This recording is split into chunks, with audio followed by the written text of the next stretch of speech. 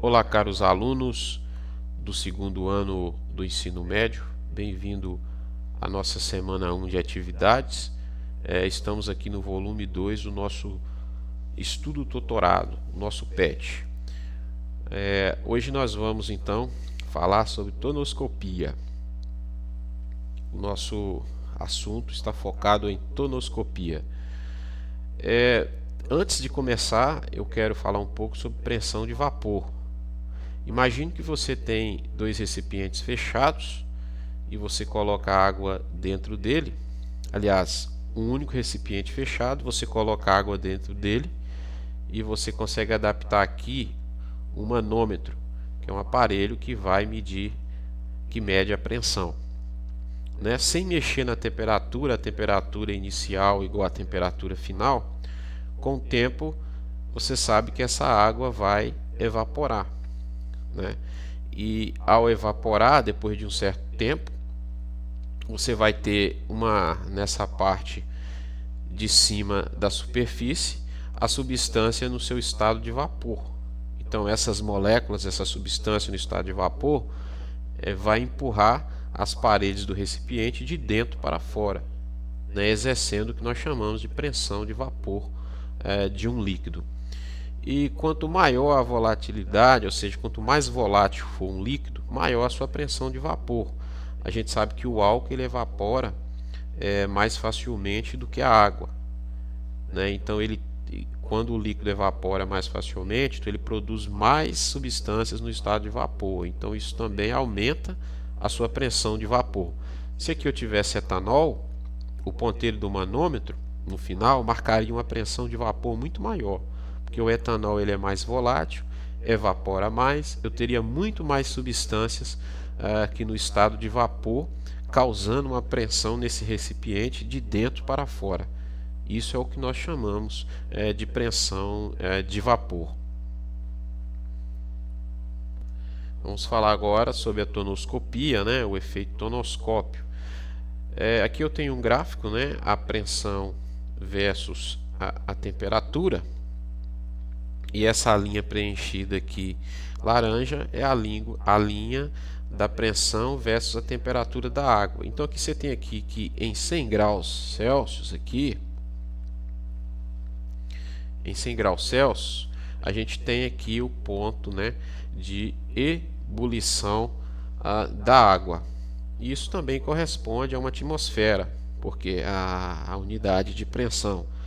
Porque quando a água ela atinge a temperatura, o seu ponto de ebulição em 100 graus, ela também, quando ela atinge 100 graus aqui, ela alcança o equilíbrio da sua pressão de vapor com o equilíbrio da atmosfera, que é 1 atm. Então temos que a 100 graus Celsius a pressão de vapor de H2O é igual à pressão atmosférica, 1 atm, alcançando aí o seu equilíbrio. O efeito da tonoscopia é quando você adiciona nessa solução inicial um soluto não volátil. Então o que esse soluto não volátil vai fazer na solução? Ele vai causar o abaixamento da pressão de vapor desse líquido numa mesma temperatura.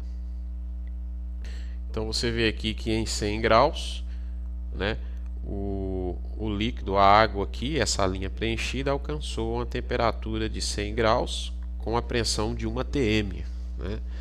Mas com a adição de um soluto não volátil na água, ou seja, aí já virou uma solução, que seria essa linha tracejada aqui. Você percebe que a adição desse soluto na água, formando essa solução, houve o que? Um abaixamento da pressão. Esse é o efeito tonoscópio, isso é a tonoscopia, quando você adiciona um soluto que tem um soluto não volátil a um líquido, que anteriormente tinha uma pressão de vapor muito alta, numa temperatura X, e o fato de você adicionar esse soluto a esse líquido, a sua pressão de vapor, a sua pressão cai, né? A pressão é menor que 1 atm agora, e isso na mesma temperatura. Agora, o interessante disso tudo é por que que isso acontece, né? Porque há uma queda na mesma temperatura da pressão de vapor da água, né? Com a adição, por exemplo, de um açúcar de cozinha, por exemplo, a sacarose. Isso acontece porque o aumento, né? Presta bem atenção nisso, o aumento de partículas, né, no líquido, né, formou uma solução, você colocou um soluto, o aumento de partículas dificulta a evaporação. E aí então você diminui a pressão de vapor.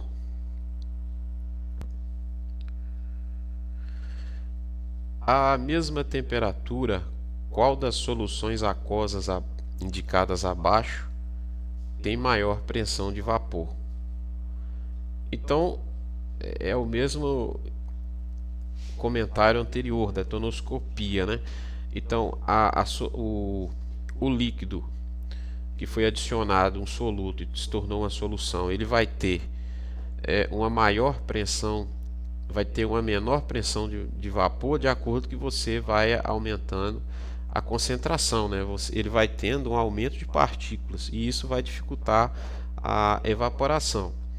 Então, se eu quero indicar uma solução aquosa que tem maior pressão de vapor, eu tenho que pegar aquela menos concentrada, porque quanto maior a concentração, quanto maior o aumento de partículas, mais difícil vai ficar a evaporação, e isso vai derrubar, né, a pressão de vapor. Então, para uma maior pressão de vapor, eu tenho que pegar aquelas que têm uma concentração baixa, ou seja, eu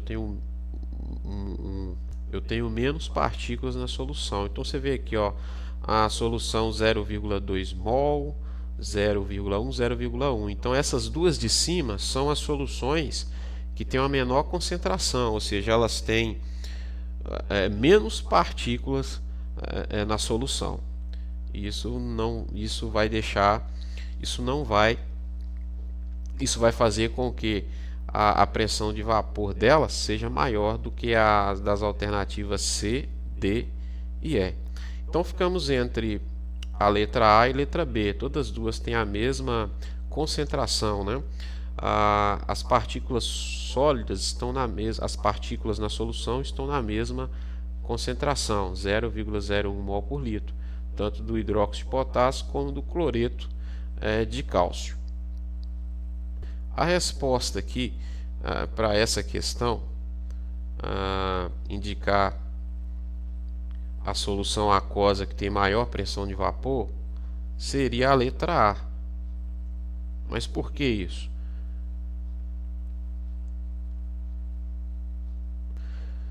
Tanto o hidróxido de potássio como o cloreto de cálcio são substâncias iônicas, ou seja, quando você faz a solubilização em água, mistura o hidróxido de potássio ou o cloreto de cálcio, essas substâncias elas vão ionizar, né, formando um cátion e um ânion. Vão formar entidades químicas, né, vão formar íons. Então, olhando aqui o hidróxido de potássio, você percebe que ele tem 0,01 mol, né, que é a concentração inicial, mas logo após a ionização, a solubilização, você vai ter 0,2 mol, porque aqui você tem um cátion, que é o potássio, o K+, e o OH-. Já no cloreto de cálcio, você tem um aumento maior de partículas nessa solução, causando também uma menor pressão de vapor. Ou seja, você tem o cátion cálcio 2+, mas você tem 2 íons Cl-, né? Então aqui você tem duas entidades químicas na ionização e aqui você vai ter 3 entidades químicas, né? Totalizando aí um valor de 0,03 mols, ou seja, você tem mais mols aqui do que no hidróxido de potássio. E por causa do que a gente aprendeu em teoria lá atrás, a concentração ela derruba a pressão de vapor, né? Quanto mais partículas você tiver na solução, menor a pressão de vapor. Então, como ele quer a solução que tem maior pressão de vapor, nós vamos ficar com hidróxido de potássio, porque é a solução que após a ionização tem menos partículas na solução. Então ficamos aqui com a letra A. Essa é a explicação teórica aí.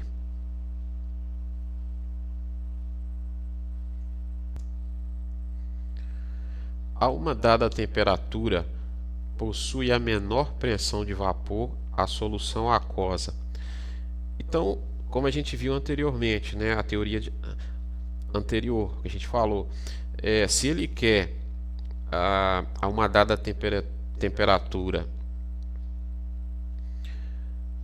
a solução que tem menor pressão de vapor, então tem que ser uma solução mais concentrada, ou seja, uma solução que tem mais partículas ali no meio, para dificultar a pressão de vapor, né? Então tem que ser uma solução mais concentrada de partículas para ter uma menor pressão de vapor.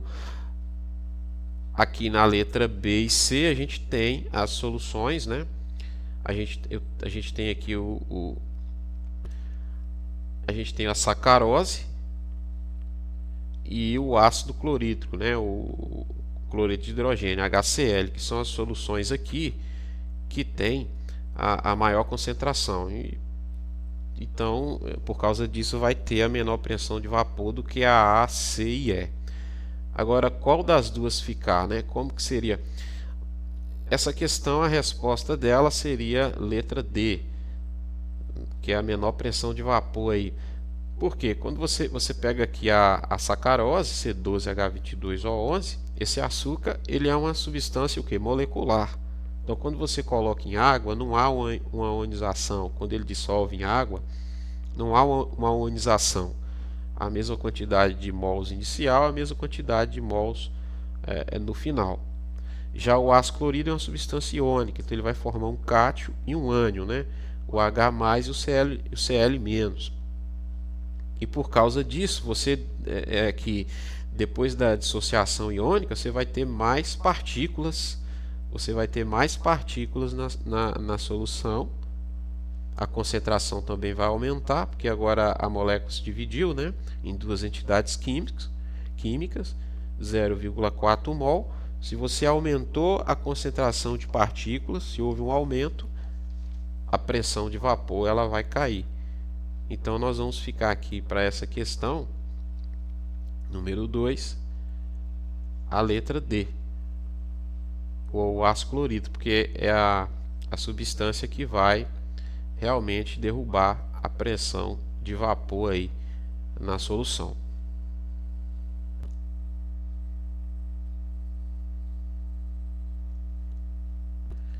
Observe a figura abaixo e selecione as opções corretas. Então nós temos um gráfico aqui, a pressão de vapor versus a temperatura.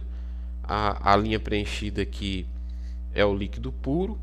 E aqui a linha tracejada aqui nesse gráfico já é a solução, né, onde você colocou o soluto não volátil e houve aí, por causa disso, o abaixamento da pressão de vapor. Ou seja, aqui é a solução, o líquido puro mais o soluto não volátil. Então, vamos ver as corretas. Letra A, né? A dissolução do soluto no líquido puro diminui a pressão de vapor do líquido. Verdadeiro, né? Porque quando você coloca o soluto aqui no líquido puro, que tinha na mesma temperatura, ele tinha uma pressão maior, esse soluto ele diminui a pressão de vapor do líquido. A pressão de vapor do líquido em solução é maior do que a do líquido puro. Não é verdade, né? Essa é falsa. A pressão de vapor do líquido não varia após a dissolução do soluto. A gente viu aqui que varia sim. Na mesma temperatura, a pressão de vapor do líquido puro é maior do que o do líquido em solução. Verdadeiro. O abaixamento da pressão de vapor do líquido na solução é diretamente proporcional à sua fração em quantidade de matéria. Verdadeiro, né? Porque quanto maior a concentração da solução, maior também será o que? A queda da pressão de vapor dessa solução em uma dada temperatura. Então a letra E também está correta também. Então nós ficamos com A, D e E para essa questão.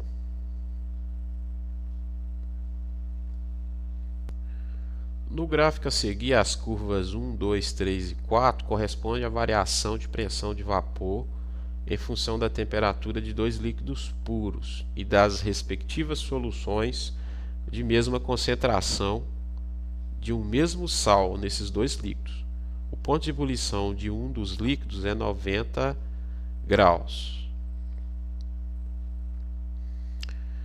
Utilizando os números das curvas respectivas, indicar quais curvas correspondem aos líquidos puros, e indicar entre os dois qual é o líquido mais volátil e justificar. Então ele disse aqui, ele deu uma pista aqui, que um dos líquidos puros tem a temperatura de ebulição, né, de 90 graus. Então você vê o 90 graus aqui, e quando você marca aqui, se você fizer uma reta aqui, você vai ver que você tem aqui 760 milímetros de mercúrio, que corresponde, né, uma atm, uma atmosfera. E logo então, essa primeira curva aqui corresponde à curva do líquido puro, e aqui você já tem a solução, né, onde você colocou o soluto não volátil, e aqui você percebe aqui que a pressão de vapor já caiu na curva 4. Seguindo esse mesmo raciocínio, você percebe então que na 1, aqui na curva 1, você tem também em 760 aqui milímetros de mercúrio, no ATM também, mais ou menos aqui 70 graus Celsius, né, o ponto de ebulição, mostrando também que esse composto 1 aqui, essa curva 1 também representa um líquido puro, na pressão de uma atm aí. Então, baseado nisso aí, indicar quais curvas correspondem aos líquidos puros, né? Então nós temos aqui a curva 1, corresponde a um líquido puro, temperatura de ebulição de mais ou menos 70 graus Celsius, e aqui o líquido da curva 3, uma temperatura de ebulição de 90 graus. Então os líquidos puros aqui vai ser as curvas 1 e 3. E ele pede para indicar aqui qual, entre os dois, qual é o líquido mais volátil, né, e justificar isso aí. O mais volátil é aquele que evapora mais, né, aquele que... Então, por isso ele também vai ter o ponto de ebulição menor. Então você percebe aqui que em uma atm, em uma atmosfera, com o equilíbrio entre a pressão de vapor da atmosfera com a substância, você tem aqui para esse líquido puro da curva 1, um ponto de ebulição de 70, enquanto que na mesma pressão aqui você tem para a curva 3 um líquido com ponto de ebulição de 90. Então o mais volátil vai ser entre os dois o líquido puro da curva 1. Essa seria a justificativa aí. Então o líquido 1 é mais volátil, pois apresenta menor temperatura de ebulição.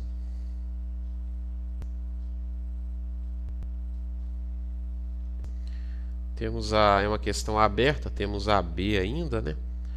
indicar quais curvas correspondem às soluções. Então a gente já até respondeu essa aqui, né? Porque os líquidos puros é 1 e 2, as soluções correspondem, né, às curvas 2 e 4, respectivamente. Porque também são curvas que mostram a solução. Você percebe aqui que, por exemplo, em 760 milímetros de mercúrio em 1 atm, a curva 2 tem um menor ponto de ebulição, a pressão de vapor. A pressão de vapor é menor aqui na curva 2, que mostra que é a solução, e é menor aqui na curva 4, na mesma temperatura da curva 3. As soluções são as curvas 2 e 4, 2 e 4, porque também elas têm o que? Uma menor pressão de vapor aqui. Aliás, em 90 graus, mais ou menos por aqui.